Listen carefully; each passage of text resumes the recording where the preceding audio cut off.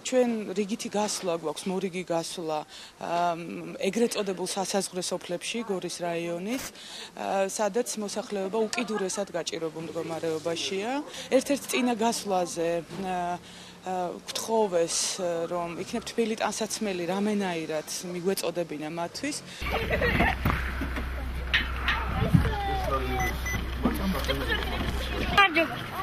როგორ ახალ? კარგად. დავიდი ჩაიგეცა.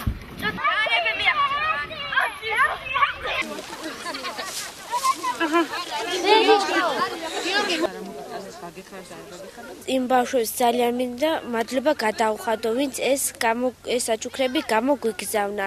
ალბათ ყველა ბავშვს გაუხარდა ჩვენ სკოლაში, ვინც ეს სათამაშოები მიიღო და რა ვიცი, ძალიან მიხარია ჩვენს ყველას. ჩვენი მოსწავლეები მეტი წილი უკვე აქ ცხოვრობენ ერგნეთში.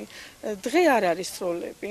დღე რაც დავიწყეთ სასწავლო წლის დაწყებიდან არც ერთი სროლა არ ყოფილა. ასე თუ ისე ყველა ვიცით, რომ ეს მოსწავლეები ფსიქიკაზე მოქმედებს. მე პირადად ძალიან მიხარიან მაგათი სიხარული დღეს და კიდევ დიდი მადლობა, ვინც ჩვენ მოსწავლეებს, ჩვენ სკოლას დაეხმარება და ასეთ გულისხმიერებას გამოიჩენს.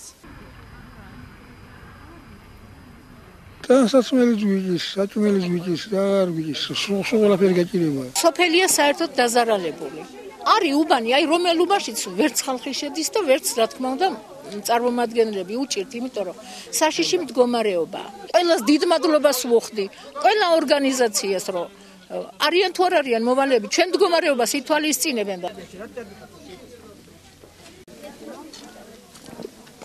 ჩვენ ახლა ჩამოვედით სოფელ ერგნეთში და აქ მოვიტანეთ ამ მოსახლეობისთვის თბილისელების მიერ ჩვენს ოფისში მოტანილი ტანსაცმელი და ფეხსაცმელი. ძალიან სამწუხაროა, რომ ეს არ იყო, რა თქმა უნდა, საკმარისი, მაგრამ მე დარწმუნებულია, რომ თითო ნივთიც კი ვისაც შეხვდა, ან ბავშვი, რომელსაც თითო სათამაშო მაინც შეხვდა დღევანდელ დღეს მეტნაკლებად კმაყოფილი იქნება.